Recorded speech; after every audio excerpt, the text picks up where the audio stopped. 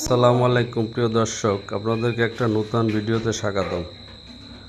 আমি নতুন একটা বিজনেস শুরু করছি, সেটা হলো সিজনাল সুপারি কেনাবেচার বিজনেস।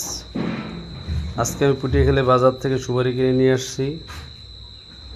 গত 2 হাট আগে কিছু সুপারি কেনার পরে সেটা মগাই করে আজকে কাউকালিতে বিক্রি করলাম। আবার আজকে পুটিয়াখালী বাজার থেকে কিছু সুপারি নিয়ে আসছি। এই যে সুপারি, তো আপনারা দোয়া করবেন ভালো করে ছিলে রোদ্রে শুকাইয়া মগাই করে যেন বিক্রি করতে পারি। এই বিক্রির মাধ্যমে যেন হালাল রুজি উপার্জন করতে পারি। আপনারা দোয়া করবেন।